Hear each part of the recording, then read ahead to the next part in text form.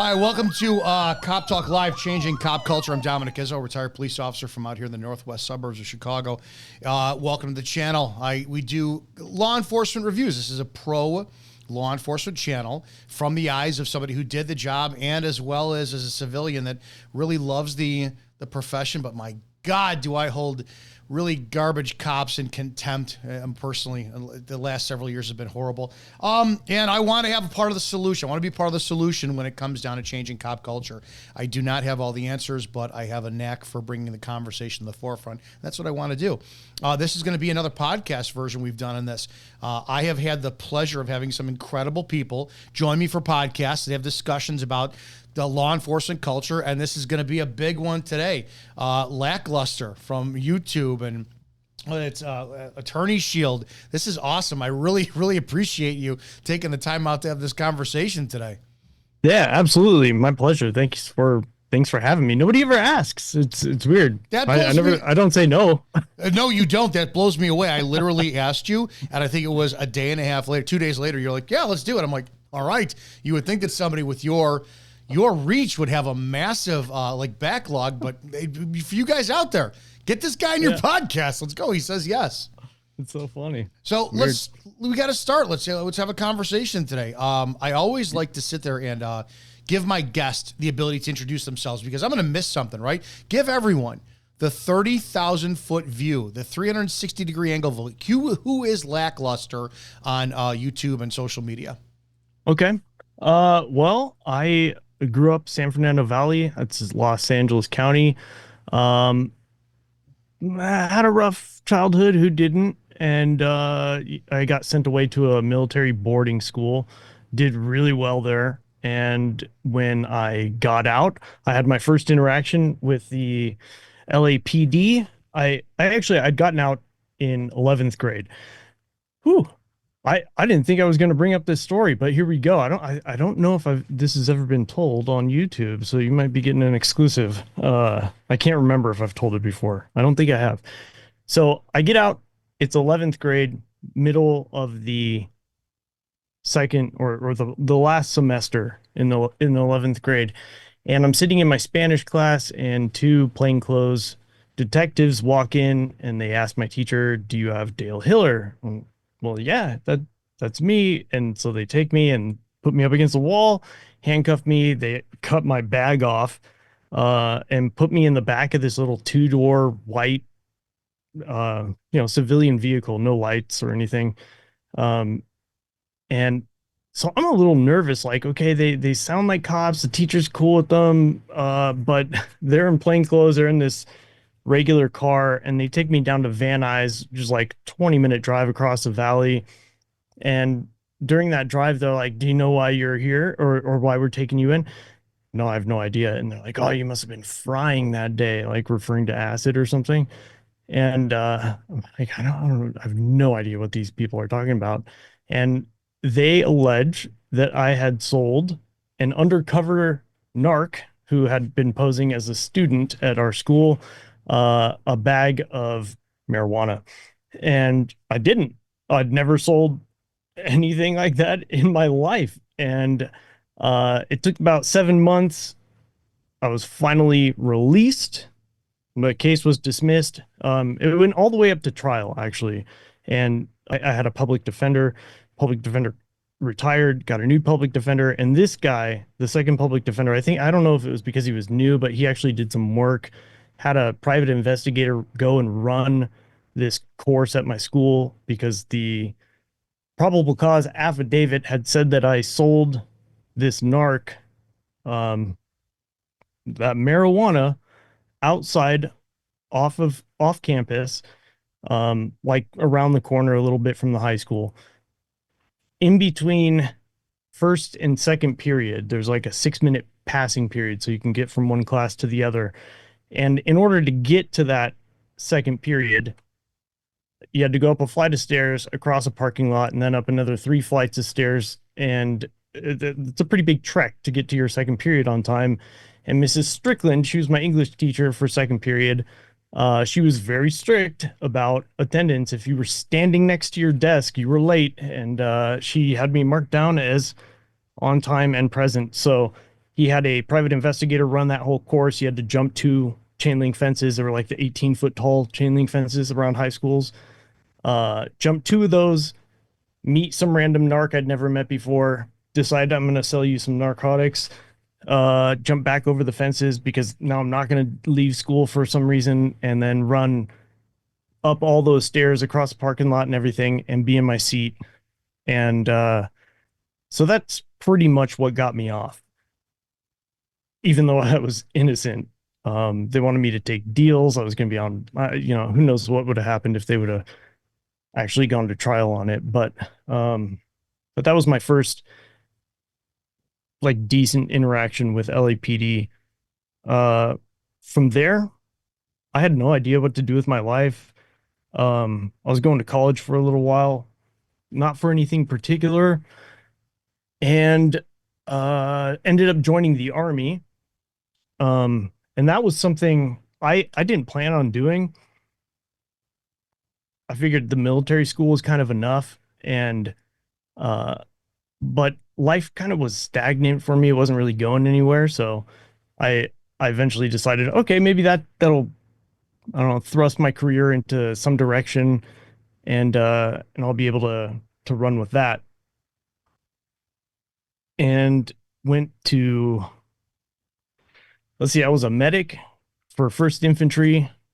Um, Went to Iraq for 13 months, came back, suffered severe PTSD for a number of years, went through a lot of mental health stuff through the VA. They did some incredible work. Worked out a whole bunch of other trauma, and then decided I wanted to keep going with that medical career. So I went to school, got my paramedic license, joined up with Los Angeles Fire Department. So I was LA City Fire, and I ended up getting injured while I was on the job, and they sent me to wherever they send you, whoever they had a contract with. And I was given, those pain pills. And so it was at this moment I realized I got to find out that I was an addict. Hmm. And man, no idea that was inside of me. I knew I drank a lot. I drank more than I should have, but I kind of chalked that up to like, oh, military life and PTSD and all that stuff. And um, but those pills, man, they were the devil, and they grabbed a hold of me and took my life down into a dark, dark place. So, um, I ended up getting sober. Hmm. First off, that's awesome. I don't drink. I do nothing. And, so that's a benefit of it all. But, um, I ended up resigning as a result of that injury. I'd broken my hip. And so like part of, sorry, did that noise come through? No, you're good. Okay, cool.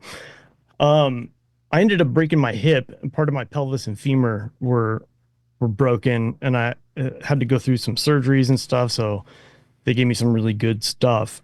But after that, it was like, all right, I'm gonna be on this light duty job, and they put me in the inspector's office where I would never fight fires again. I would go and inspect businesses to see if they were, you know, um, they were following all the fire codes and everything. Everything has to be 3 feet from the electrical box, and it just didn't sound like a fun thing for me to do. So I left that, and it took me a couple of years. Started another business, hated it, got out of that, and then started YouTube, which I didn't expect it to go this route. I was trying to do like gaming, video games. Um, so, and then I had another interaction with the cops, went negative, posted it online, and that blew up, and been on this path ever since. You're over 1 million followers on YouTube, and it blows me away how I've changed. If I had seen someone like you back when I was actively a cop and I watched like the power and the success that you have on your YouTube channel, I would have been like the fuck are you talking about law enforcement for? You have no idea what you're talking about. I would have been very defensive over it. Mhm. But what blows me away is like that seed. The military background, I think, is important, Mhm. definitely, to have for a law enforcement background. And then even in the fire services, that's a civil service job. You still have some standing, and you know what you're doing on it. And then you have the interactions with being a police, with the police. I can't. I can't imagine, every time somebody has a horror story about law enforcement coming in and ripping you out of school or doing whatever, and then the old me always goes, well, what did you do? What did you do? And the older I get, and the more I start to critique, and the more that I start to really kind of expose what goes on in law enforcement, I have to ask myself, yeah, how many times, was I the handcuffer, and somebody thought the same thing. I didn't do anything, and Mhm. and I had all the evidence required, and the probable cause was righteous, and they went to court, and I never did anything. I never thought about it afterwards. I had people in my career, afterwards get a hold of me and, yeah, I want to thank you for what you did. And I remember one kid, his name was Garrett, and he 10 years old, is when I talked to him and I mentored him, and then I met him again when he was married. And he was like, do you remember who I am? And I'm like, no, I don't. And, oh, this is what you did. You read me the riot act and you helped me out. And I'm like, those are the good stories.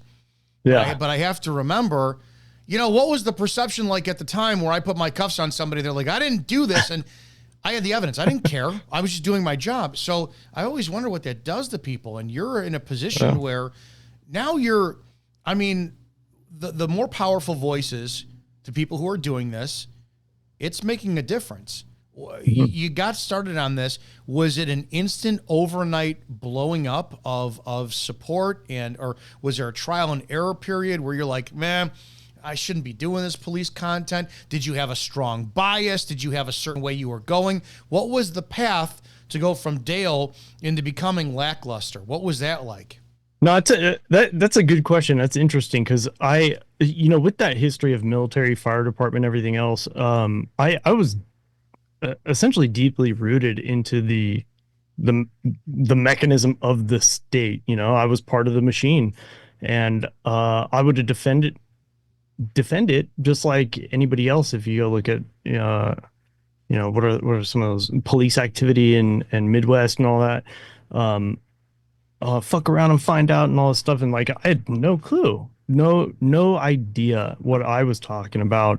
Even after having served, I had no idea what the oath meant, nothing. And I think as a young man too, especially in my 20s, I like most young men, I think I had an affinity for violence, um, wanted to be a part of it, know what it felt like, and all of that. So I had to go from that to where I am now, and that's a major change. I mean, some serious cocooning and, and steeping in something to come out the other side like this. But Was um, there a pivotal moment where it's like you have one or two sides for the most part that we see? We either see the ACAB, all cops are bastard sides, or the mhm, bootlickers, and there's really rarely anybody in between. Like when I started doing YouTube, I wanted to solve the problem, and I wanted to show, man, I love the profession of law enforcement, but my approach is negative reinforcement and tough love. You guys are embarrassing yourselves. You guys are clowns. Knock it off. Get your shit together, right? mhm. What was there a moment where you were in almost the fuck around, find out aspect to where you went, man, this is gray, and it's not as black and white as I seem. Was there something for you? Uh, I'll say yes and no. I think it was at first kind of a slow mental twist. Um, Back in the day, there was a channel, Johnny 50. He doesn't post very often anymore, but he was very influential on me. Him clash with Bao, James Freeman, he's still around, and a few of these other channels uh, were making videos, and I was starting to learn and figure it out, and then got interested. And I've always been somewhat of an autodidact where I like to. learn and figure things out for myself. And uh, sorry, my computer keeps making noises. I'm shutting You're something great. down. You're fine. Uh, If you can't fix it, so feature it. yeah, well, I I started learning and realizing how wrong I had been on so many different things, and then find myself cheering for the opposite side, the opposite team, and so that happened really slowly over a few years, and it wasn't until I have a video, the first video in this genre, if you will, on my channel is my own feature where my neighbor, he was threatening suicide. I called the cops, was like, hey, come on in. Here's, use my house if you need. He goes back there at whatever time, and just like dumped all sorts of information. And the guy needed help.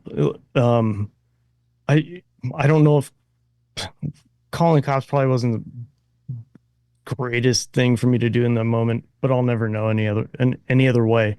Uh, but they were going to kick his door down. They were right geared up, shield and everything. And they went to go kick the door, and I'm standing on my porch filming because James Freeman told me to. Uh, and sure enough, one of them was like, "You need to go outside right now," and it's like screaming at me. So I think that was the moment where I said, "Nah, I'm done. Fuck you." So It's a shame. I had yeah. those. I had those moments. I try to. I try to keep engaged viewers because my channel blew up when I posted a video up on just don't talk to police. A fish only gets caught when they open their mouths. And I attract a lot of people who don't like the police. And sadly, when I start to do content that shows support, I get the whole, I'm unsubscribing. I thought you were this, you were that. And I always want to show that, listen, these mistakes that these cops are making, I made. I was the guy that used to say, shut your mouth or you're about to go in handcuffs. Yeah. I tell a story all the time where I was in it was a use of force instructor class, and it was the first thing the instructor asked. He goes, show of hands, and there's like 32 of us in the class. He goes, how many of you have ever said, shut your mouth, you're about to go to jail? All of us, hands up. He goes, congratulations. If you ever followed through on that, you violated somebody's First Amendment right. And I started to think, thank God I never did, because it was the greatest threat in the world. You said Yeah. it, people just shut the hell up. But I'm like, damn, do I really know what I'm doing? And Yeah. I got hired in 2001. This was 2014. So I'm like, how many times have I done this shit? And I used to say, go back in your fucking house or get in your car. But then what? If they said no, what was I going to do? And I was Yeah. never challenged. So thank God I was never challenged, because I don't know if I would I have had the right lawful authority to do what was necessary?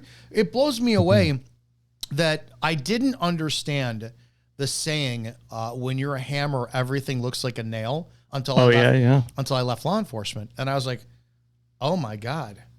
Yeah, we literally will take the facts and the evidence, and we will, as best we can, creative writing, put the narrative to fit our needs to send it off to the state's attorney for a righteous felony arrest. And it blows me away. For me, coming from that position, stepping out of law enforcement and seeing that it wasn't the calling that it wasn't the passion that it wasn't the life-changing that it was a job. That was heartbreaking for me. Yeah. Was there, as a citizen, was there a part of you that was so supportive of law enforcement? You were part of the machine. You were part of service, public service. When you see that, your blue line, they're the opposite side of you. We got along great with the fire department, but was it upsetting for you to kind of see the reality of law enforcement at that point? No, I don't think so. You know, even in the fire department, LAPD and LAFD, as far as I know, before I got on, they were pretty clicked up. And at the time around when I got on, it was about 2008. Um, they they were starting to feud a little bit, and I was still rookie, so I had no opinion. I wasn't allowed to, but even if I was allowed to, I honestly did not have an opinion at the time. Um, but it still seemed like there was like a little bit of a butting of heads between the two agencies. So I don't think I ever got like sucked in too much But um, yeah, no, I sorry, boring answer, but No, it's no, not a boring answer. please. There that part of kind of goes into my next question about your content. Uh, You seem to be, and I could be wrong. Maybe I missed some stuff. You're not like sure. me. I am opinionated, and I'm an ass, and I Uh, watch stuff. Your stuff is extremely well non-biased. You present it very well. You have almost like you can tell, you're leaning in the defense, obviously, the Constitution, the citizenry. You're challenging law enforcement, but you don't do it as an asshole like I do. When you do this content, how do you control emotions? How do you look at things objectively as a citizen? It's easy for me to call out really crappy police behavior because in my view, it will never be accepted. I did the job. I can say, dude, you are a horrible piece of shit human being and an even worse cop. When you do this and you see things, especially through the lens of a citizen, how do you control your emotions with seeing some of the most horrible stuff that you post online? um, yeah, I I think that took a lot of learning. My wife is a genius. You'd probably really like her. She hasn't made content in a while. Her name is Jennifer Molesky. You can look her up later, but on YouTube, it's Jennifer Molesky. She she oh, man, she is always working my brain and helping me shape it. And I think I think a lot of times I'll go to her with my initial reactions and the explosive energy of like, what the like line these guys up against a wall, Mm. like that, those type of feelings. She gets the brunt of that. And she's taught me over the years really how to tone that down because it's not receptive to somebody who's not there with you already. If you're if you're yelling and screaming about something, if they're not already feeling that emotion, they're gonna kind of be a little repelled by it, that negative magnetic energy. Whereas if you can kind of come down to their level, if they're looking objectively, you have a better chance of working your way in and making contact with that individual. So I think that's why I made the decision to make it in this format. I don't know, it just kind of made sense to do it that way. But no, I still have those feelings. It's I would have to assume so because you paid me a compliment. You support my content. One of the first times ever I saw one of your comments on a video of mine, I was like, oh, that's a landmark. That was fantastic. So I'm always I have peers in this new venture, and there's a lot of people out there. I'll give him one, and I'll give him a plug. Like I didn't know of him at the time, but I did like an hour plus with Chili DeCastro back in 2021, and I thought the man is a genius. He's got some mhm. extremely, unbelievably intelligent arguments, but his methodology, and I'm not going to fight his methodology because I'm the same way when it comes down to putting your opinion out there. So when I see people like you that are out there, it's like I'm measuring myself of I want your respect, but I don't want to be just like you. And I Mhm. want to put my content out there. So I'm glad to hear that you do have, like the rest of us, that gut punch reaction to seeing some of this law enforcement content and going, this is unacceptable.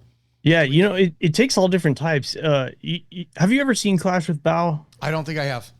So Clash with Bao, he's a bit over the top, a lot of cussing and strange behavior. I love it. I love it. It's some of my favorite stuff. Um, and some people hate it and think like, oh, you're making auditors look bad. Not necessarily specifically him, but people who might, just scream a ton of obscenities towards an officer.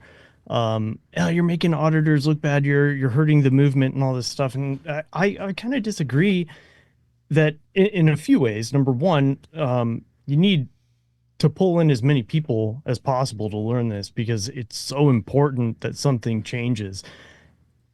So we have to find the people that my voice is going to reach. We have to find the people that Bao's voice is going to reach and Chili's voice is going to reach, for that matter. Um, so having the variety is great just for attracting the crowd. But not only that, these officers also need to be stress tested by every sort of imaginable scenario.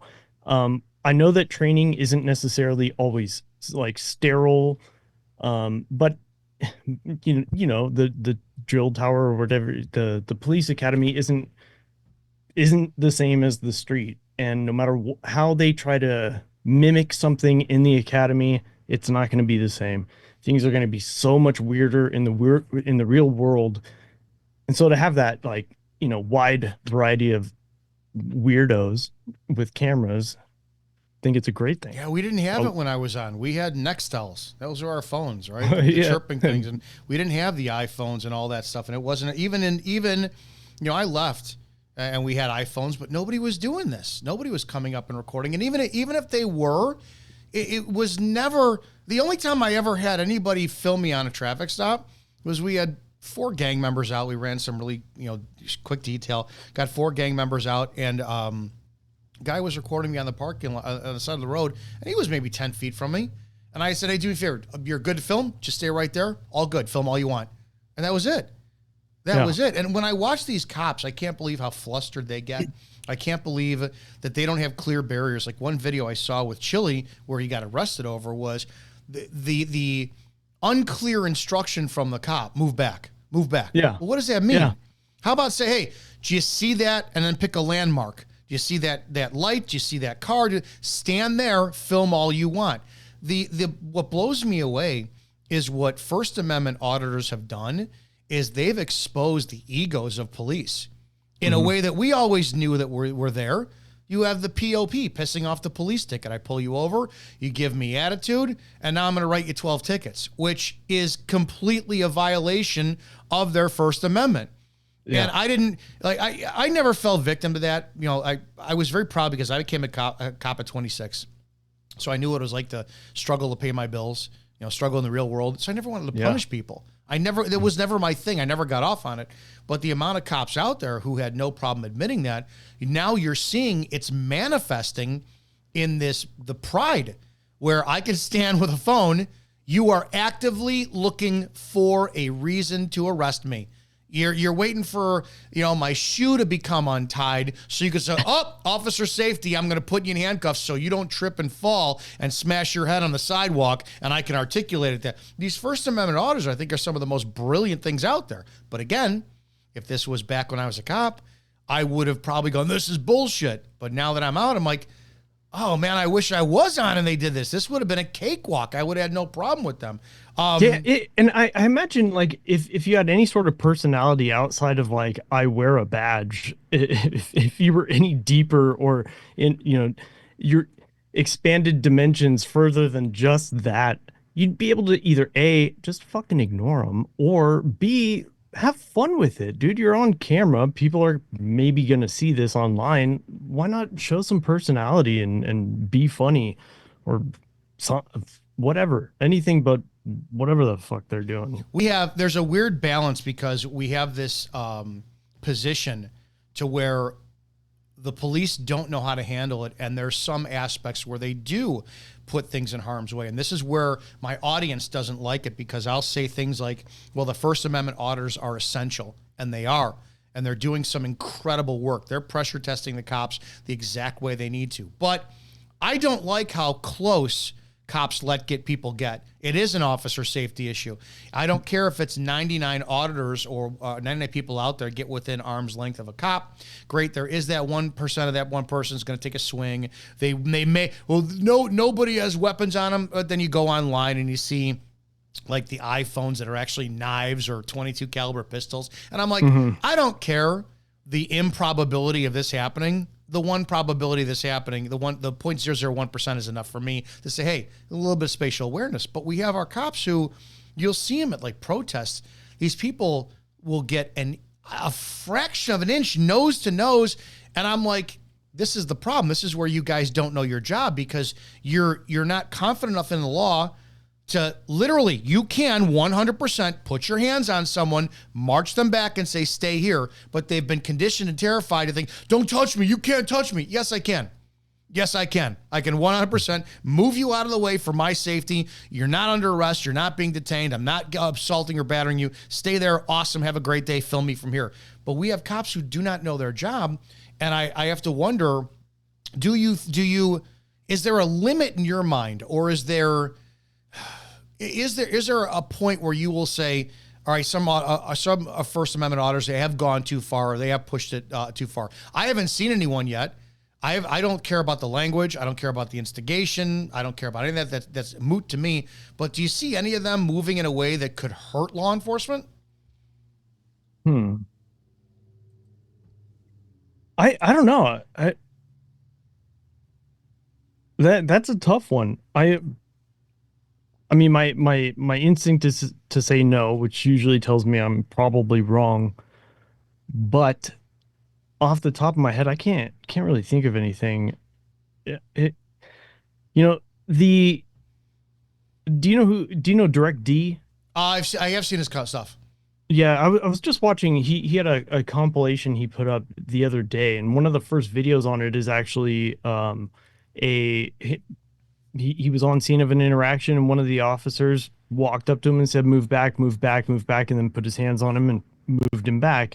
It might have been a shove. I wasn't exactly watching at the moment, but then it goes through his complaint process, and the agency actually did have a policy that you can't touch you put your hands on him or whatever. So I think it went somewhere. Not 100% sure. Don't quote me, but um, in those situations, if it's some random person, I don't know.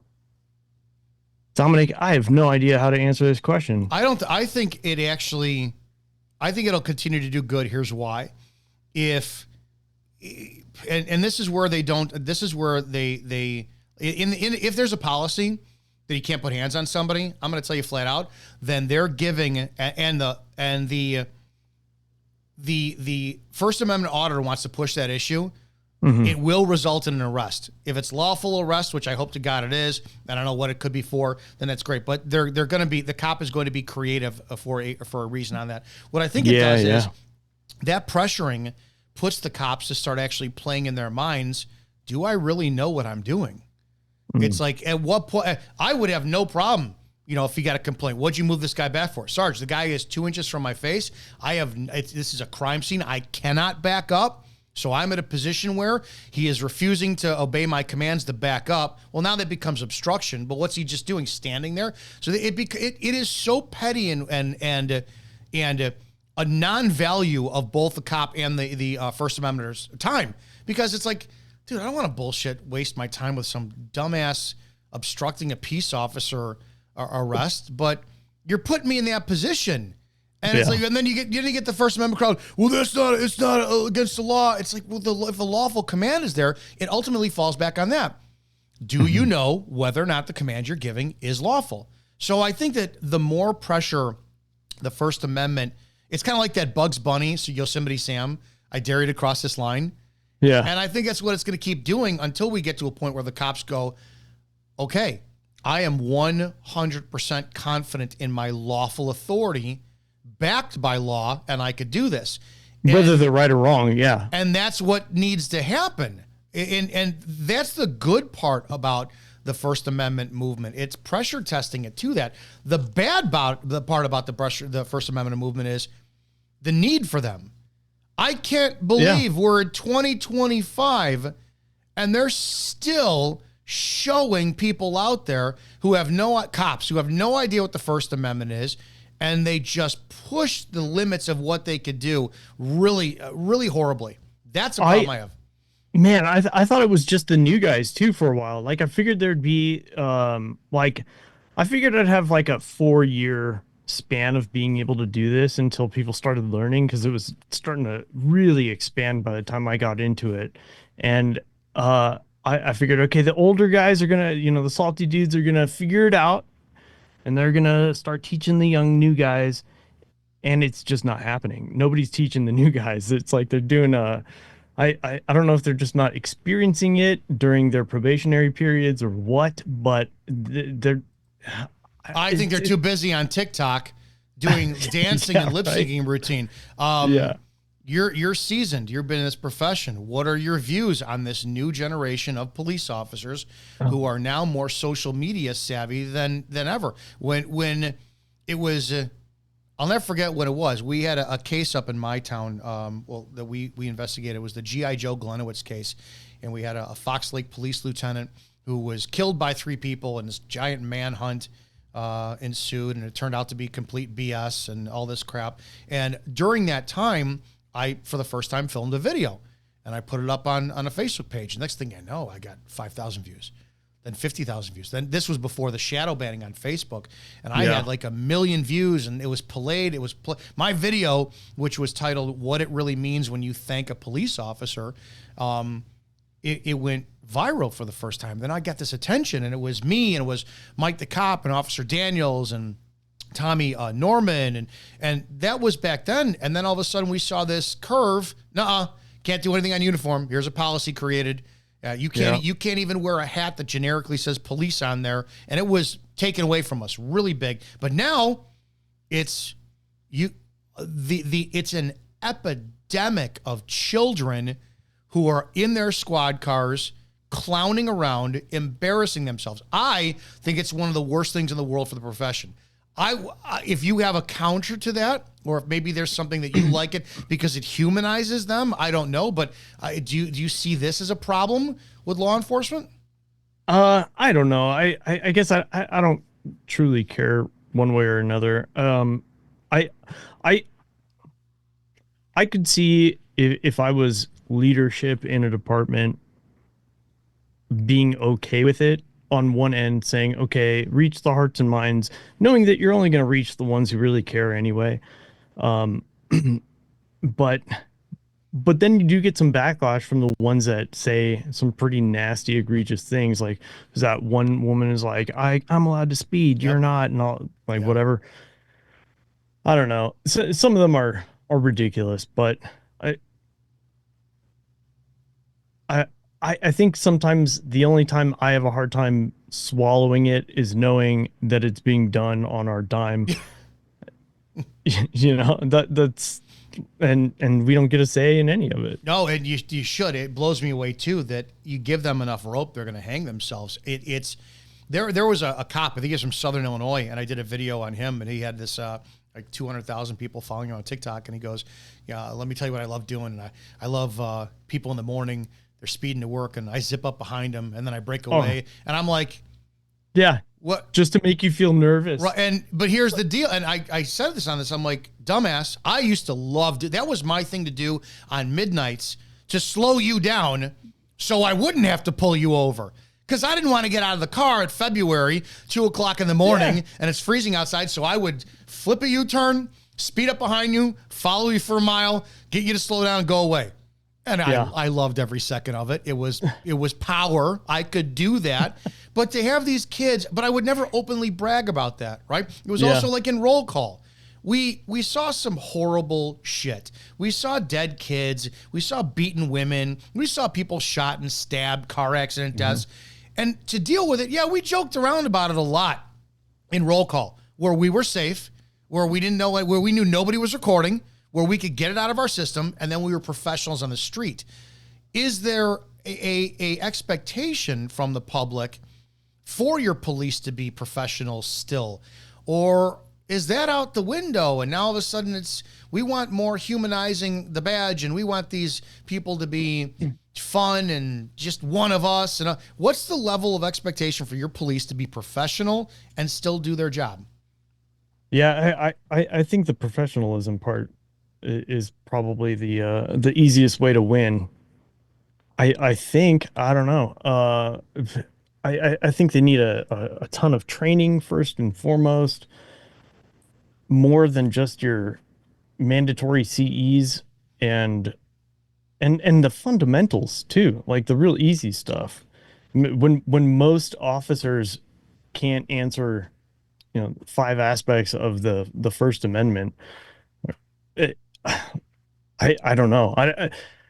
I don't know if it even matters whether it's professionalism or their personality. But um, I've got an interesting question for you. I've got to wind it up though. When when I was military, well, before I was military, I didn't ever want to do it. Right? My whole family, my mom's the oldest of 12, great grandparents, lots of good stuff, right? Um, and they're all teachers, so I was going to go that route, and hated it, didn't want to do it. So when I went to the military, I asked my recruiter, I said, hey, I just want to get a job so I can go in, do my 4 years, get out, and I'll be smooth sailing for the rest of life, right? And they said, healthcare specialist, you'll be in a hospital. The ratio is 4 women to 1 man, huh? And I was like, cool, sign me up. And so, of course, they signed me up for combat medic, and I was assigned to First Infantry, deployed right away. It was awesome. And within like the first 6 months, I went from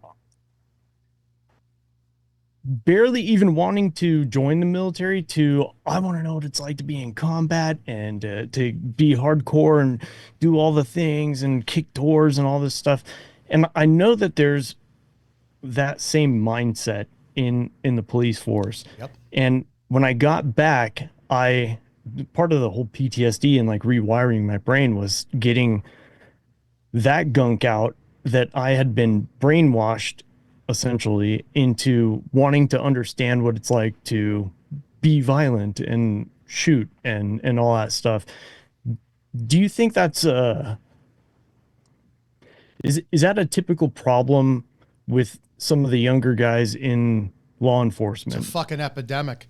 I had a different mindset.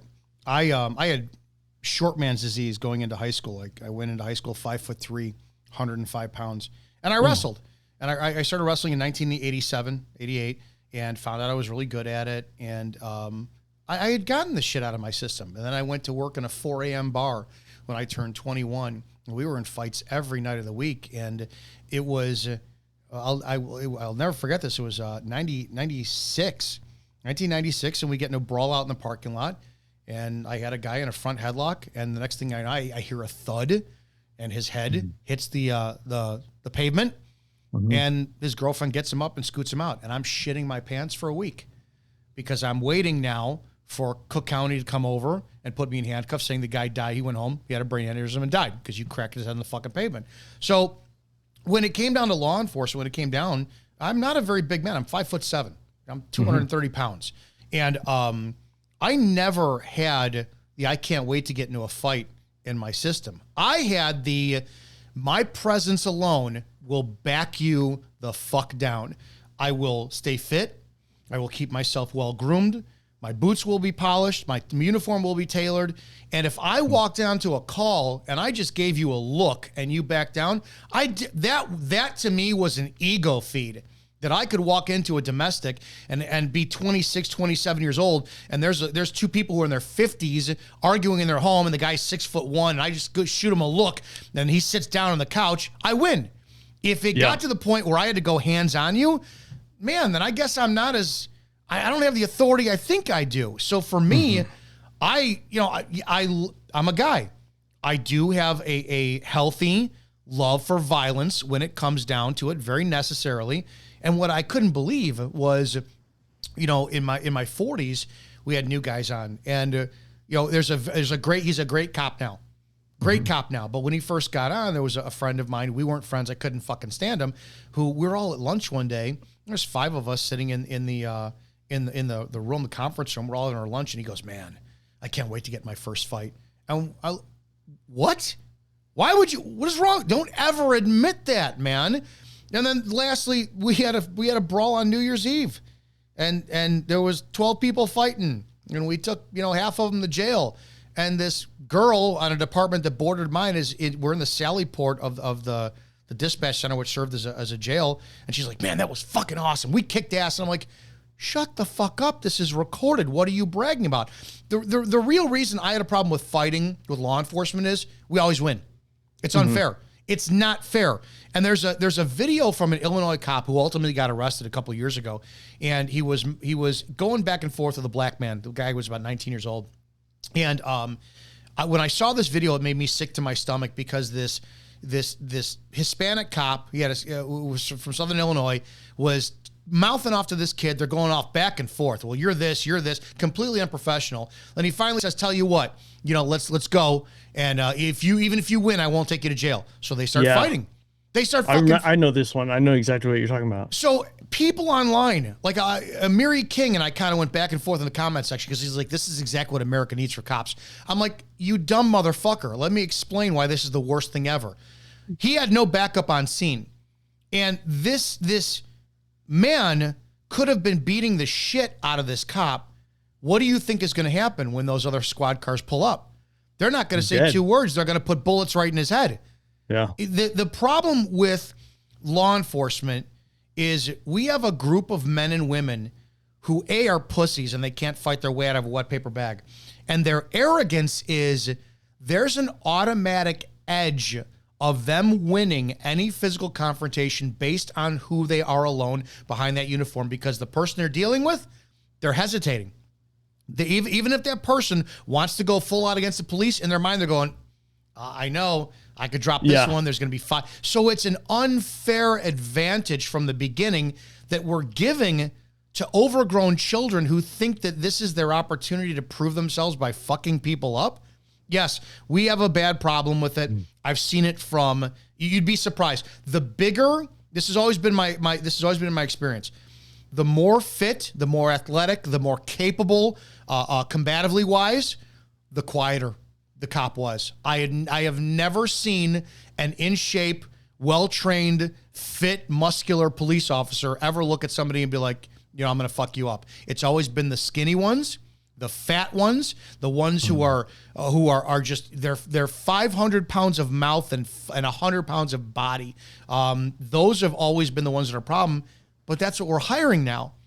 Yeah. Because I don't know how old you are, but when I was younger, there was no way. If in the 90s they didn't change the height requirement, you had to be a 5'8". I would have never been a cop. So now you have 5'8", you have females who will be able to be, there's no fitness standard for anything. You are breeding people coming in and they're Johnny Badass. They've never been in a fight and they want to be, and they have that safety of knowing they're not going to lose. Why do you think those standards have changed? Inclusivity for empathy that isn't there. That's the problem. I believe in empathy, not sympathy. I had somebody in my comment section the other day. We were talking about somebody like I think it was a younger cop who was too afraid to do their job. And they're like, "What do you want? You want the 60-year-old who's got divorce and's got child payments?" Yeah, I do.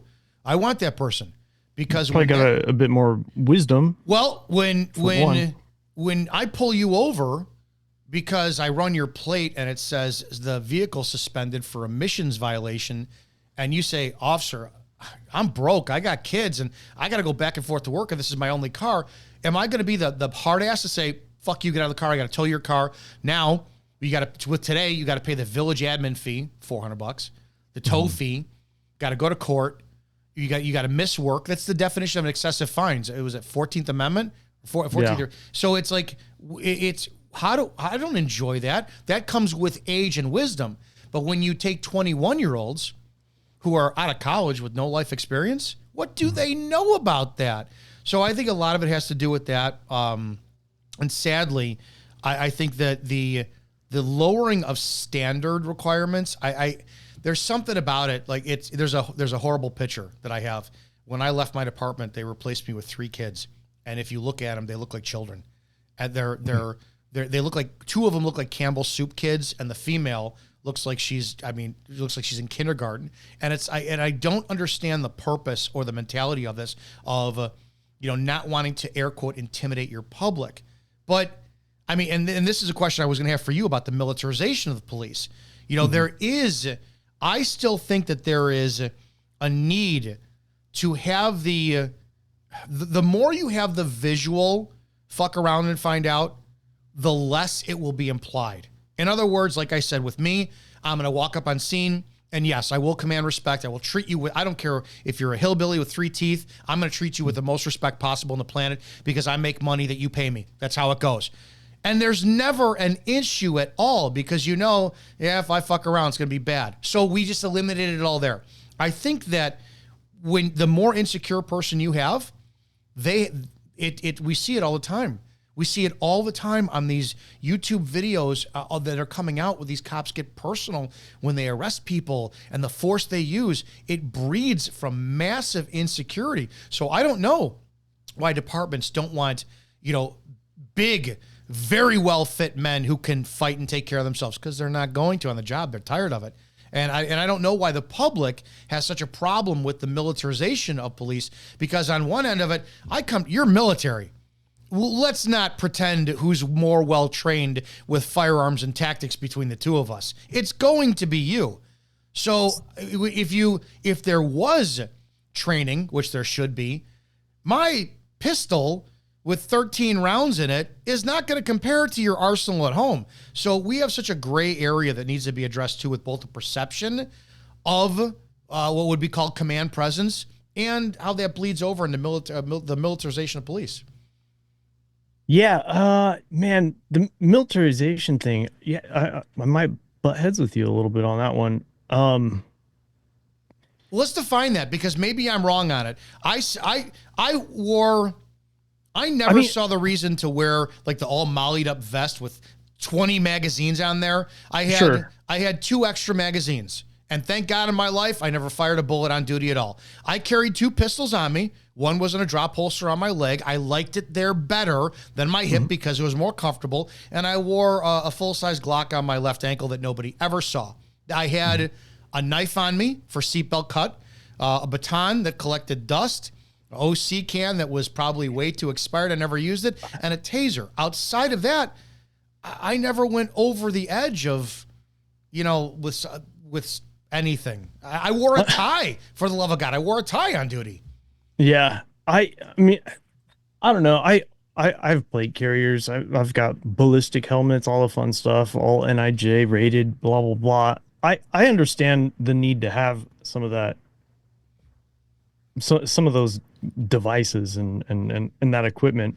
I don't know if it's necessary for a patrol, for like a bike patrol at Venice Beach to be wearing Molly and level 4 plates or anything like that. I think that's a little ridiculous.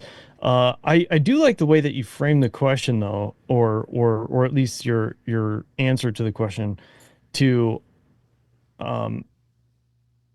there's that old saying, might makes right, and it's not necessarily true, but the perception of might check people's attitudes, I think is generally your position on it. Is that correct? Yeah, it's the preventative. I don't like what goes back to it. Like, my presence on scene will shut you up. That saves. You know what that does? That saves me paperwork. My mentality was, I get paid to play. I get paid to drive a squad car around for 8, 10, 12 hours a day. And the less I can do paperwork wise, the better. So why do I want to go hands-on with you when all of a sudden that retail theft turns into now a resisting a peace officer? And I got I got to write verbatim out of the statute book. We didn't have phones back then. We had to look up the book, statute, thumb through it, and then I have to call the state's attorney, get approval, book you. Now I got to wait. Now I can't issue you an I-bond. It's got to be a cash bond, which means I got to babysit you for another hour before it was too much. So I'm like, wait a second. As long as I answer my calls the way they go, and I stop people. I hated giving out citations. I think they were stupid, and it was, and I did my job. I got paid. It was pay to play. I'm going to pay to play, man. So my thing is if I could walk up and I could prevent you from doing something stupid, then that's it. So that's how my might is not right. My might is, it's a strong suggestion that you behave so we could both get out here and I can go eat. Yeah. I don't mind it at all if it's on a personal level. I think the militarization of police that people are fearing are all this, like, we're starting to get into this military intelligence where we're incorporating drones and facial recognition software and Bearcats on every department soon enough. And I know tons of departments are getting cruisers that are rated at least for 9 millimeter or most handgun rounds, um, which I understand their desire to have those things. Um,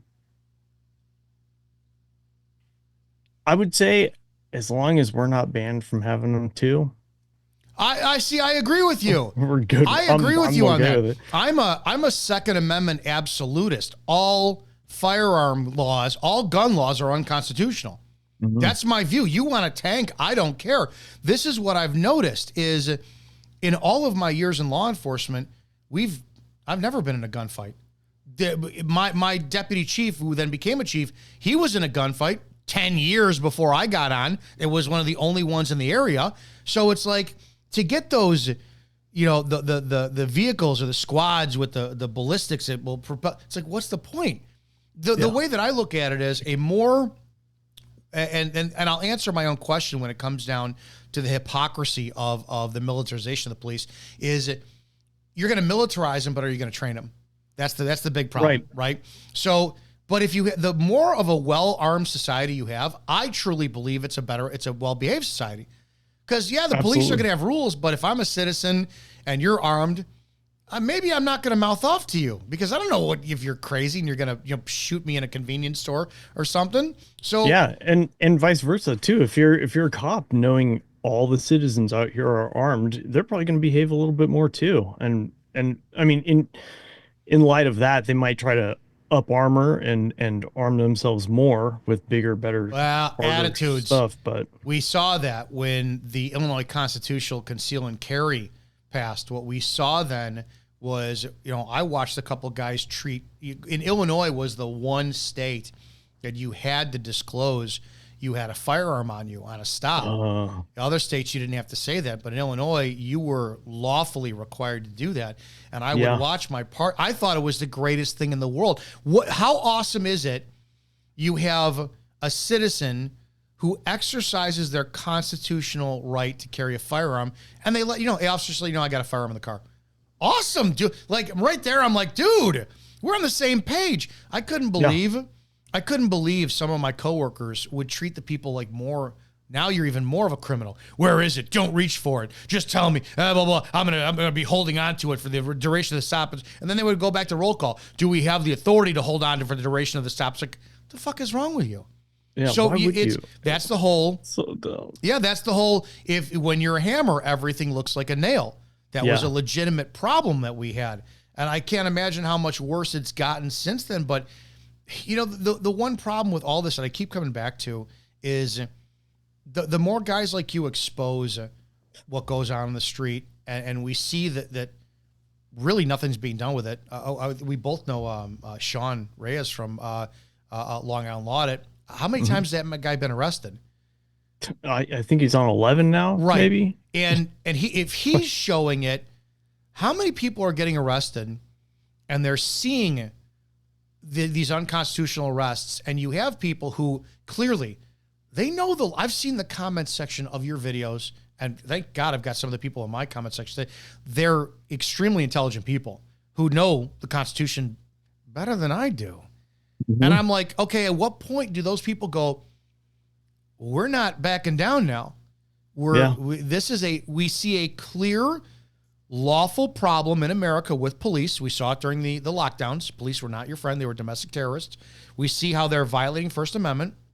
And you have a ton of evidentiary proof from your channel, from other people's channel. The Department of Justice is doing nothing about this. Cops just sit back and go, we got to humanize this, or, we just need more training. I've heard it's been we need more training for decades. At what point do citizens go, man, your time's up.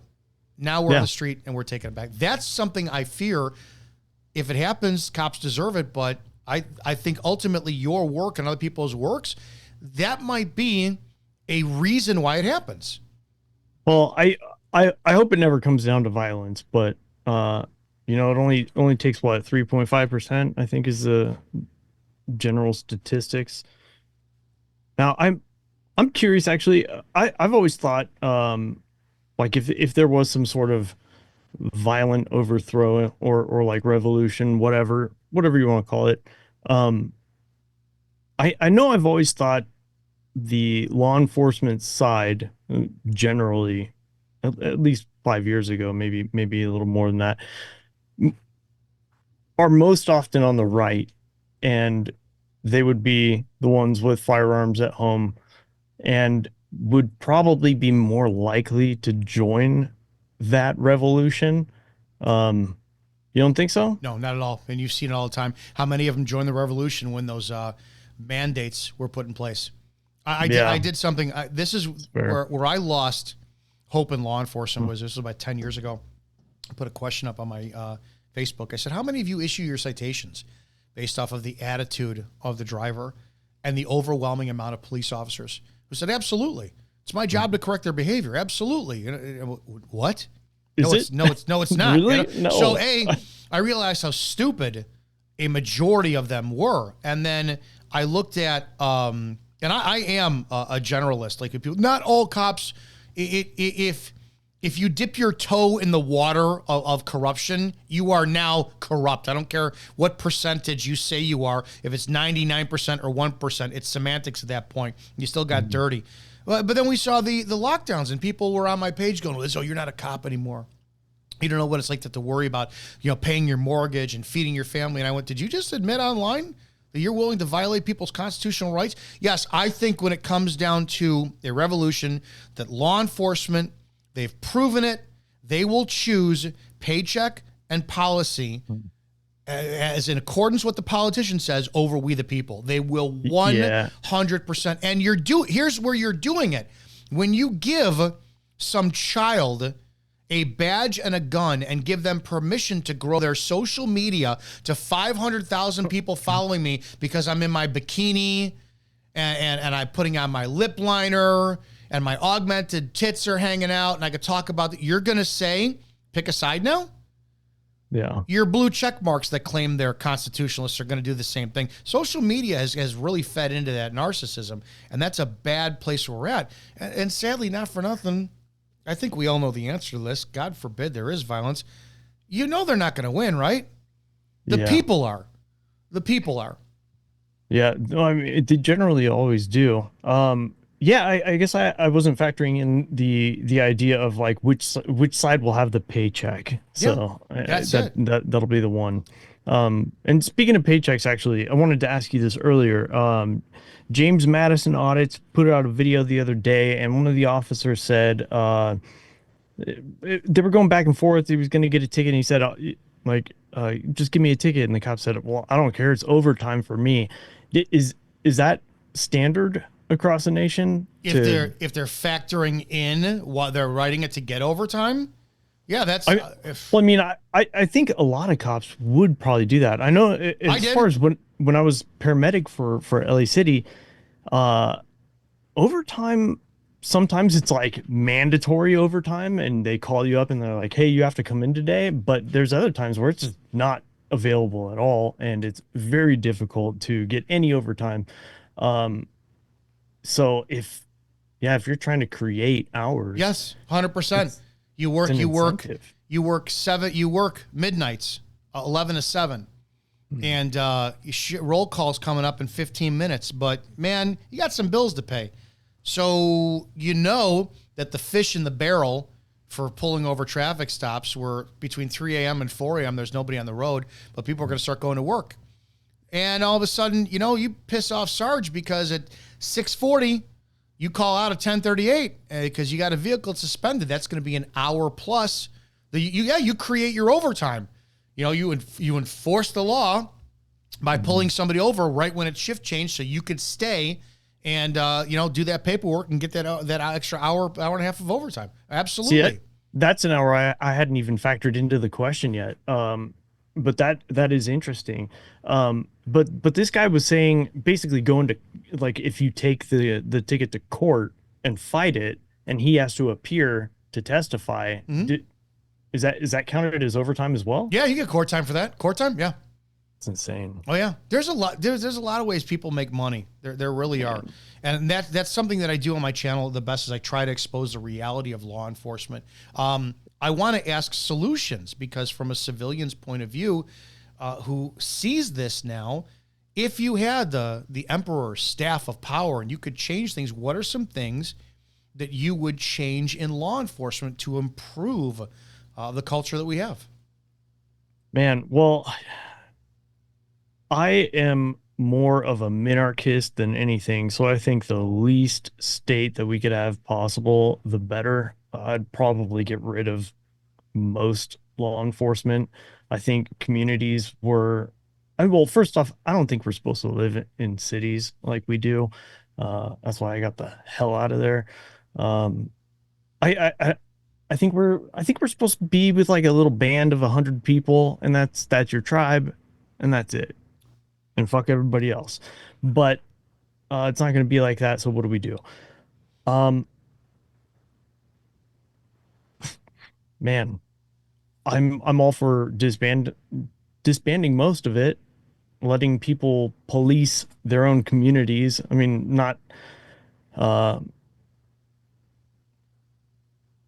I hate saying it like that because I don't want them actually like going out and patrolling and stuff, but take care of your communities Oh, and focus more on people and the family and all of that, those aspects.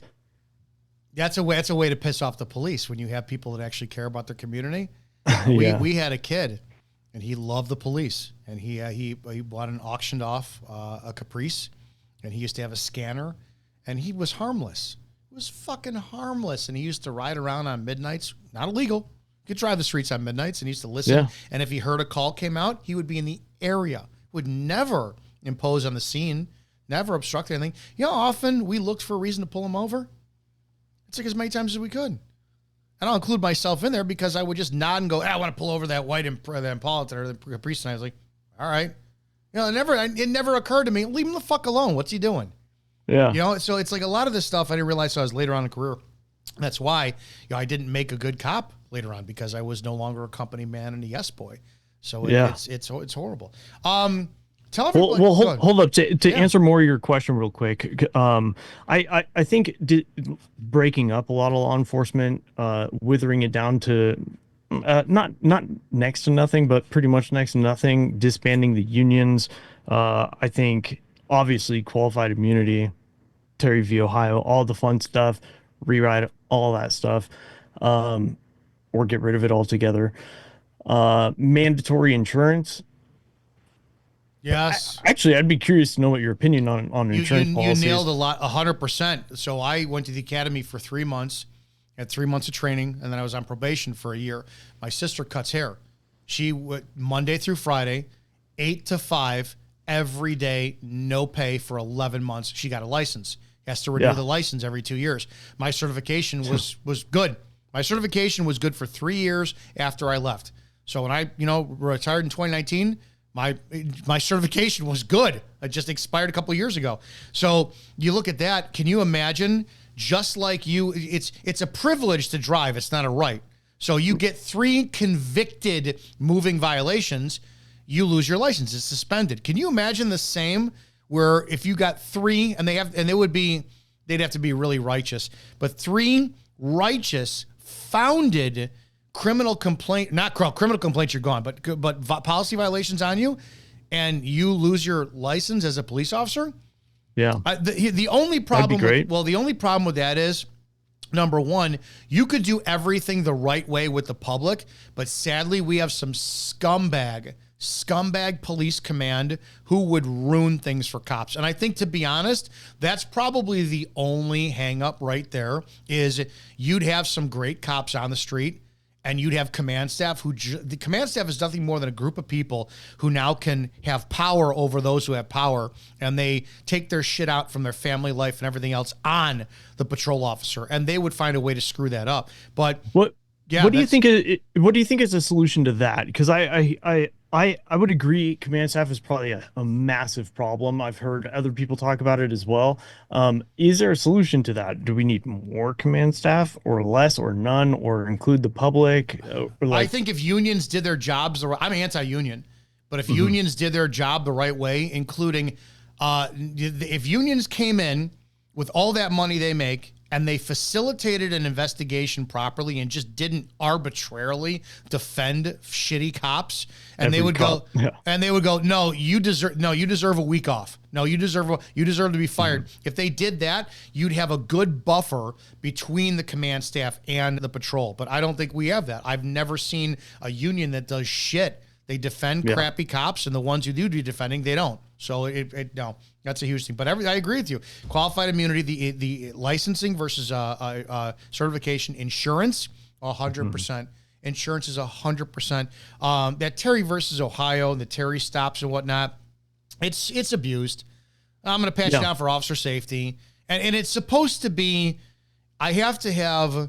I like how it's the reasonable articulable suspicion, which is just. I hate when people ask that. It's probable cause. That reasonable articulable suspicion is like an ass hair shy of it. And your reasonable suspicion better be pretty fucking... I never stopped anybody for reasonable suspicion. It was, no, I have solid PC or I'm not stopping you at all. And I don't get it why cops have such a hard time with this. Sometimes the, quote, bad guy is going to win. Let him win that day. What do you care? Well, I think I know why. I've talked to some officers when I was with LA City, and they would have things like unspoken ways that they would police. One of the things would be if you see a man in the passenger seat and there's a woman driving, a lot of times it can mean passenger has a suspended license or maybe just got out or whatever. And this is like I worked mostly in South LA. So a lot of impoverished communities in that area. But those types of unspoken or at least undocumented policing tactics that they do, because it's working on a hunch. Profiling. 100%. Yeah, and profiling. It's 100% accurate. Profiling is 100%. We used it all the time. Yeah. I don't know where I was going with that. I forgot why I brought that up. I wish cops would admit that more. You see the Hispanic guy who passes you, and all of a sudden he snaps to attention, his hands are at 10 and 2, and he's driving perfectly. That's a no valid driver's license. What's the problem? And I have a problem with the fact that cops like, we don't racially profiling. Yeah, we do. Certain races have cultures in them. Those cultures are connected to certain crimes. I don't know why this is such a problem to admit. And if we did have that, we did admit it, we'd have a bigger solution to stopping the issues that we have in law enforcement, because we would have identified a problem. Again, it's so hard to get people to understand that there's a problem with law enforcement and there's a problem with the people, because both sides wants to say, well, no, you're the problem. Well, no, you're the problem. And we have a big problem with that. Tell us about, I want to hear about Attorney Shield. Talk about that for a bit. I want to pull that up so people can see it, but yeah, plug this. This was a great thing I heard from Sean. Talk about this, please. Yeah. Attorney Shield's been way more awesome than I could have imagined. And it happened in such a weird way. I initially was looking to build an app. I'm not trying to take credit for all of Attorney Shield at all. Our CEO and president have done immaculate work building the frame and the structure for this. And they are amazing workers. And in fact, they'd probably love to come on too. They're good conversationalists. But I was trying to build an app for auditors where you could essentially, and for anybody who was afraid to film the cops during their own police interaction, because I was getting a lot of emails saying, hey, this happened to me. And oh, cool. Do you have the video? No, I didn't record, because it's uncomfortable if you're not into it or like fully hard charging. So I wanted this app to be able to record with the screen off. So you could just put it up on the dash or whatever. It looks like it's off. Nobody knows any better. Apple, for some reason, it's impossible to do that. Your screen has to be on. I don't know why, but it's written into their code. And I was never able to do it. And then David and Andy, it's our CEO and president, they approached me, Long Island, and showed us what they were working on, and we started collaborating, figuring some things out, and it took took shape, and now it's here. And some of I haven't posted very many videos of it in a while, but man, we get so many interactions where these cops are just so confused. Mm-hmm. And I think that that's partially because it's still in like the initial phases. It's not like widespread mainstream yet. But the way it changes in interaction when you have somebody on scene who is essentially an authority on the law above the officer who is maybe going to depose you one day, um, attitudes change really quickly. Which is a fucking shame. It is Dude. you have a babysitter on Yeah. scene, and it's embarrassing. I tell this story all the time. I went to a Fourth Amendment class, and it was required for me. It was a choice: either go to the academy again or go take a Fourth Amendment class, because I had taken a couple years off. And they're like, you gotta refresh your stuff. And I'm like, looking back, I would have loved to go to the academy. It would have been fucking just great to fuck around. But I'm like, okay, it's a 40-hour class, Monday through Friday. We actually had a former Jimmy Carter Secret Service agent teaching the class, and this guy was a ball buster. It wasn't like, all right, yeah, the class is 8 to 5, but they let you out at 3 to avoid traffic. It was 8 to 5:30 Friday. We're on there at 6 o'clock, and I'm a horrible test taker. And, this was Fourth Amendment. So I studied and studied and studied and studied. And there was like 40 of us in the class, lieutenants and sergeants, this and that. He sends me an email about 2 months after the class. Says, congratulations, you're the only police officer in the class to receive a perfect score on the test. And I screenshot it, put it up online. I'm bragging, blah, blah, blah. And my buddy, who's a cop, flat out, he goes, this is disgusting. I'm like, what? He goes, every single cop in that class should have gotten 100%. Mhm. And that changed so much from my view. I went, wow, the firearms, why do we have a pass and fail at the range when it should be every single round should be perfect? Why is it a pass or fail with, I don't know, a juvenile test or a state law test? It really changed the way that I looked at it, because I was a cop, but the question was I a professional police officer? Mhm. There's a difference. There's a big difference. And when you have something like Attorney Shield, I've seen some of the videos. It's like, yeah, why the hell you get these cops who all of a sudden like they back up because they're not confident in their ability. It's like, no, you should be going back and forth with a lawyer, and that lawyer should be impressed with you. Mhm. That lawyer should be completely like, okay, this officer has integrity. So I think what you guys are doing with that is fantastic. Talk about LackLuster, the YouTube channel that everybody needs to go and subscribe and support. Woo. Yeah, Lackluster's been yeah, it's Lackluster's been really, really interesting. It's a dream. Very surreal. Like I didn't expect it to blow up like this. Because I'm just kind of a dumb, ordinary dude, and I just do shit. And I think that's always kind of been the secret to life for me, is just go do something and produce something.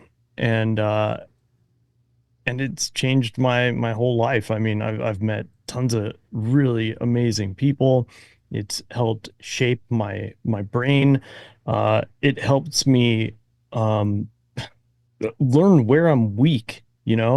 I being I'm 42. Hold yeah, 42. I'm 42, and I thought I had it all figured out. And I'm starting to learn I don't know anything, and I'm just starting to learn where I'm weak, how to mold myself and how to get stronger in certain areas, mostly mentally, and how maybe even at my age I wouldn't even be able to be mature enough to be a law enforcement officer. I have no idea. Maybe we'll see. How's the We're not going to see. how's the feedback? Have you had good feedback from other cops who've praised your channel? Sometimes. I mean, it depends.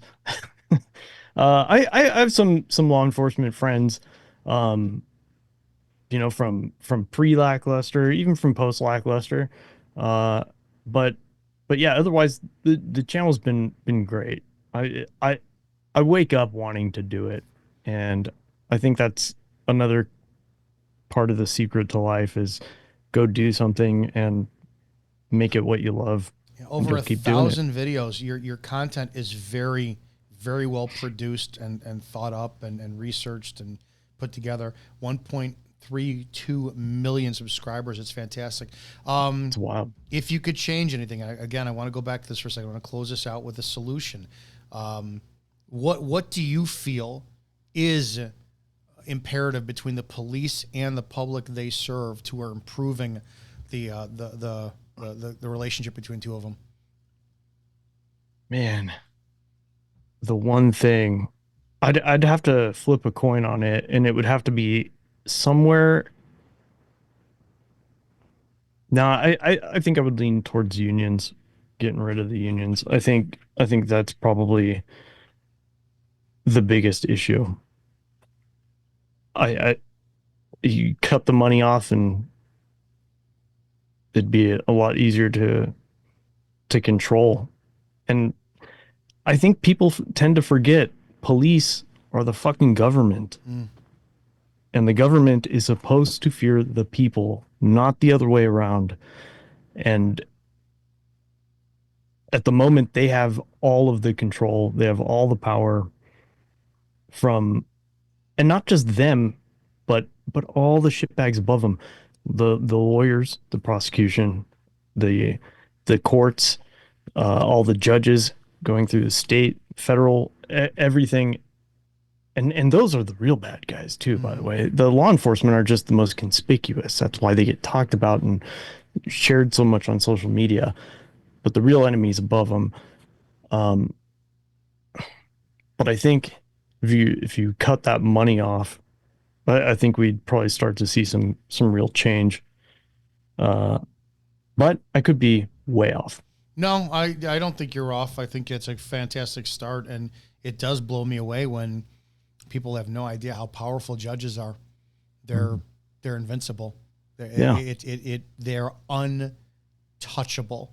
It's Yeah, we so talk about ridiculous. that qualified immunity, and I'm sorry to cut you off. I No, hate no, doing that, but you're man, fine. their immunity is insane. They It, it's I my biggest thing in life is I have seething hatred for hypocrisy.